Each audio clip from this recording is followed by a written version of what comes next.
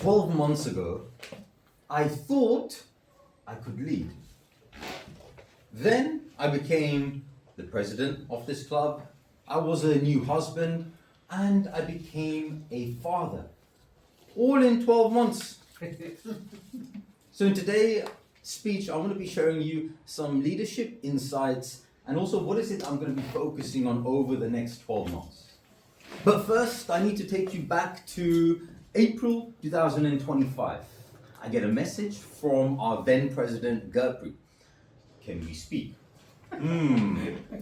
I've learnt in the past, whenever you get a message from a president 2 months before it's the end of the Toastmasters year, there's only one thing on their mind. And I was thinking to myself, I'm running my business. I've got a baby on the way in July as well. There was something inside me that wanted to take it on. But I realized, first let me speak to my wife, Indra. Indra, I'm thinking about taking on the presidency this year at Toastmasters. Now, before I could even finish that, she said, yes, definitely. I think you should do it.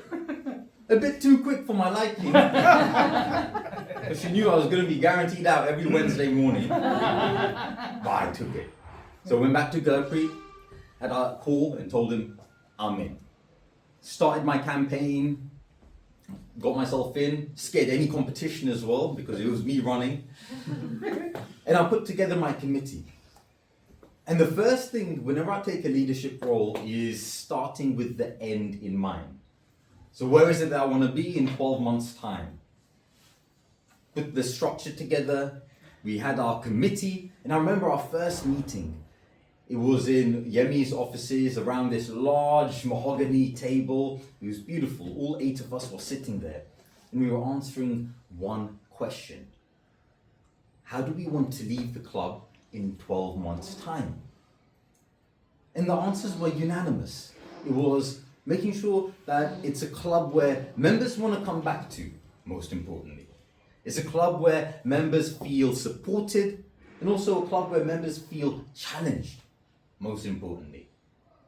So the vision was set, the roles and responsibilities were given, and off we went. And I realized that this is the sort of leadership that I took in other parts of my life as well, such as with Indra. Now, go back 5 years when we first met around autumn 2021. Our first dates were around 7 a.m. walking through every single park in London. And we would be asking each other, what's your vision? What's your values? Not so much directly, sometimes yes. And we quickly realized that we did have something in common, which was about living a life full of adventure and fun and health and creativity and all this good stuff. And so we soon got to work on actually living that out in our relationship. Indra, for example, when we were cooking, Indra will chop and wash, I will cook, and then Indra will wash up again. Perfect. We're both doing what we love. Now with baby Nala, Indra will get the bath ready, I will do bath time, Indra will get baby ready for bed. It works. So I think having this vision, having this plan, having these roles, responsibilities is great. Until life happens. 4 weeks before I take on the role as presidency, I get a message from none other than our Chris Binns over here. Nikul, we have to find a new venue for 8 weeks as soon as you begin. This very room is being renovated. I hadn't even begun yet. Or on a Saturday, I'm looking forward to what's happening at the Wednesday meeting, so I log on to Easy Speak and look at what's happening. And I realize not much. Because there's only 2 roles taken up. So it's moments in this where, you know what, the person inside me, I stay cool, calm, I stick to my vision, and I realize whenever there's problems, there's always going to be solutions. For example, with this meeting venue, instead of meeting here, we had the opportunity of moving to the chapel for 8 weeks, which was great. Instead of having a meeting with only 2 roles, you know what, let's flip it and make it an impromptu meeting. Every single role was up for grabs. And I realized this sort of way of thinking has worked pretty well in different areas of my life. Apart from with my wife. Because I realized that Indra doesn't always want solutions. She wants to be heard. And apparently they're different. And so the biggest leadership lesson in the last 12 months wasn't around running committees. It wasn't found in any leadership books, any leadership workshops going thousands of miles across the world. It was through the person that was sitting next to on the sofa. And so that's when I realized that leadership is about adapting to the situation, because sometimes people need me to step up, sometimes people need me to step back. Sometimes people need that vision, sometimes they need a bit of a pep talk.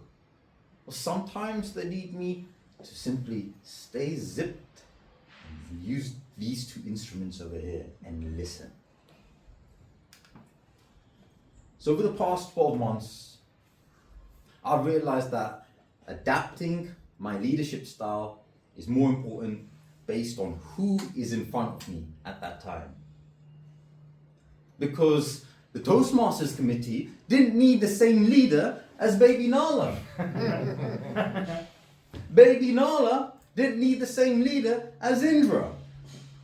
And Indra, my wife, definitely didn't need the same leader as my coaching clients.